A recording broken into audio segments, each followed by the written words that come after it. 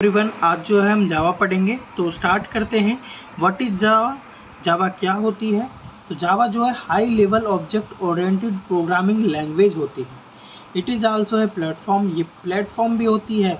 It is also a technology, technology भी है। ठीक है, तो देखिए टेक्नोलॉजी भी है और देखिए इसके फीचर क्या हैं फिर, है ना। जावा के फीचर क्या हैं? तो जावा जो है सिंपल होती है, इसलिए हम इसे पढ़ते हैं। सिक्योर होती है, प्लेटफॉर्म इंडिपेंडेंट होती है, पोर्टेबल होती है, रोबस्ट होती है, आर्किटेक्चर न्यूट्रल होती है, मल्टी थ्रेडेड होती है, डिस्ट्रीब्यूटेड होती है, ओपन सोर्स होती है और डायनेमिक होती है।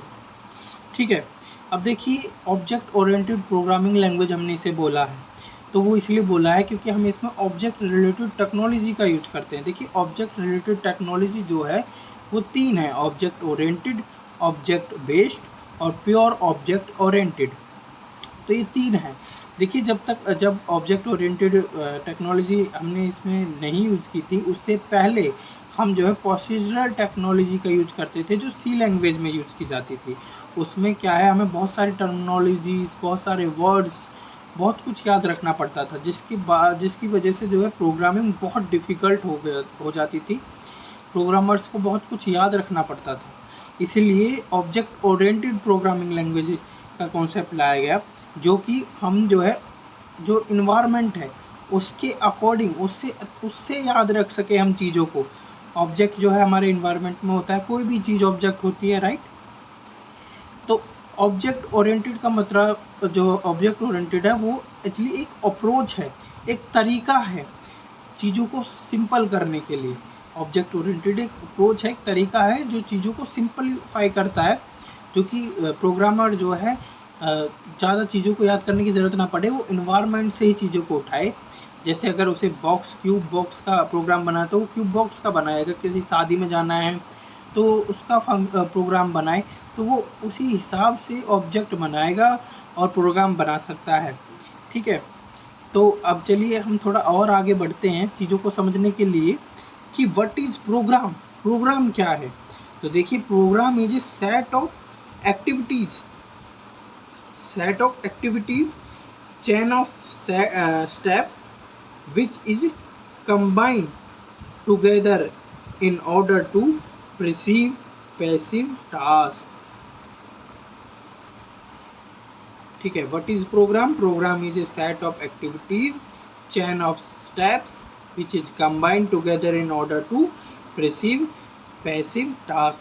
देखिए जो है प्रोग्राम जो है एक्चुअली प्रोग्राम जो है टास्क होते हैं, जो है जैसे मान लीजिए कि मुझे जो है किसी फंक्शन में जाना है, उस फंक्शन में जाना है, तो मैं आज अपना पूरा टास्क बनाऊंगा।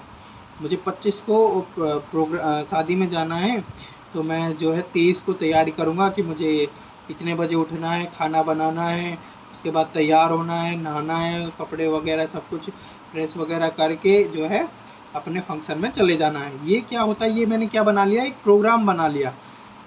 इसी को प्रोग्राम कहते हैं कि मैंने पहले ही एक प्रोग्राम बना लिया कि मुझे इस प्रकार से ये चीज़ करनी है और ऐसे जाना है।